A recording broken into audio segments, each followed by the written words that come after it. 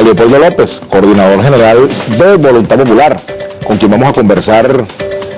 Pero antes, quiero dar lectura a una comunicación que recibimos en el día de hoy de Rafael Marín, exparlamentario, quien nos envió esta carta en vista de que ayer fue mencionado por el ministro de Interior y Justicia, el general Miguel Rodríguez Torres. Y entonces en su comunicación el doctor Rafael Marín dice lo siguiente, en carta dirigida al presidente de Globovisión, doctor Gustavo Perdomo: me dirijo a usted en virtud de haber sido mencionado por el ministro de Interior y Justicia y Paz, general Miguel Rodríguez Torres, en el programa Vladimir a la Una, conducido por el licenciado Vladimir Villegas, en su edición del día martes 27 de agosto de 2013, en el cual dicho ministro me vincula al caso conocido periodísticamente como Los Paracachitos, en una versión confusa según la cual yo habría sido señalado como por un conductor de camión como quien le habría pagado el traslado de un grupo de ciudadanos colombianos venidos a Caracas para asesinar al fallecido presidente Chávez, hecho ocurrido a mediados del año 2004. En esa ocasión, el referido ministro, para el momento director de la extinta DICIP,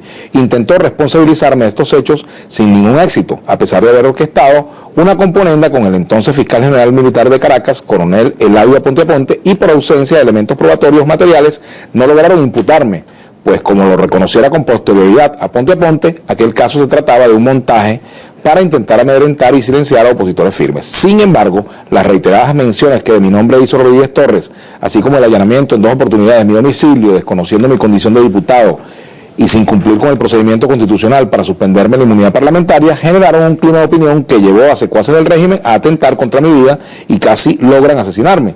Mi resentida salud y la persecución en mi contra y no cuentas pendientes con la justicia me llevaron a solicitar asilo político en España, el cual me fue concedido rápidamente. Regresé al país hace 4 años y he estado muy activo como opositor democrático. Ahora nuevamente Rodríguez Torres, con motivo del supuesto magnicidio al presidente Nicolás Maduro, vuelve a mencionarme como si yo viviera en Miami y en connivencia con los presidentes Álvaro Uribe y Micheletti y con el nonagenario Posada Carriles, como si yo estuviera en un plan magnicida. Lo cierto es que tengo mucho tiempo que no voy a Estados Unidos, entre otras razones porque mi visa para viajar a este país está vencida y a mis supuestos socios de complot, entre comillas, Uribe, Micheletti y Posada, ni siquiera los conozco. Esto indica a todas luces la intención de usarme como cabeza de turco para justificar una operación distraccionista que pretenden montar con estas denuncias para desviar la atención ciudadana de los verdaderos y graves problemas que afectan a Venezuela. Es por esta razón que me permito solicitarle respetuosamente me conceda el derecho a réplica en el mismo espacio en que fui atacado por el susodicho ministro, quien en plan de vendetta, si no logra encarcelarme como es su viejo deseo, cuando menos me dejará nuevamente expuesto al odio de cualquier radical afecto al régimen, si no se dejara suficientemente clara esta situación ante la opinión pública nacional. Sin otro particular y en espera de positiva respuesta, queda usted atentamente, Rafael Marín. Bueno, aquí hemos leído pues la comunicación de Rafael Marín, está su número de cédula, su firma, y de esta manera pues damos a conocer su punto de vista sobre lo que ayer manifestaba el ministro Rodríguez Torres. Bueno, ahora sí, vamos a dar la bienvenida a Leopoldo López. Bienvenido, Leopoldo. Muchísimas gracias. Gracias por asistir al programa. Siempre, hermano. Bueno, gracias. Bueno, quisiera, ya que hacemos mención de esta comunicación de Rafael Marín, bueno, que dieras tu opinión sobre estas denuncias de magnicidio que han sido adelantadas por el Ejecutivo Nacional. Ayer teníamos precisamente al general Rodríguez Torres en el programa y habló extensamente del caso, ¿no? Mire, yo la verdad creo, Vladimir, que ese es un caso, como muchas otras veces el gobierno ha intentado, para distraer la atención y que nosotros caeríamos en un error repicándole la agenda mediática, la agenda política que quiere el gobierno. Me parece muy lamentable que el ministro de Interior y Justicia, en un país en donde ha fracasado la seguridad, y parte de eso es lo que quiero hablar contigo el día de hoy, en lugar de hablar de cómo vienen aumentando los homicidios, cómo vienen aumentando los secuestros, a pesar de que ellos digan lo contrario, cómo viene aumentando la zozobra del país, venga un programa como este y se dedique casi 1 hora a hablar de un tema que para nada es relevante para los venezolanos, que no han mostrado pruebas contundentes, que no tiene absolutamente nada que ver con lo que realmente los venezolanos esperan de un gobierno. Y en ese sentido yo le diría a los venezolanos que quieren un cambio, a los dirigentes, a los candidatos a alcaldes, a concejal, a todos los venezolanos que queremos un cambio, que le prestemos atención a ese tema. De verdad creo que allí hay una estrategia de montar una mampara para desatender lo que es relevante para los venezolanos, que es el fracaso de este gobierno. Ahora, ¿tú no crees que haya sectores interesados en la muerte del presidente Maduro, en la muerte de Diosdado Cabello para generar caos en Venezuela? Probablemente dentro de ellos mismos, te diría.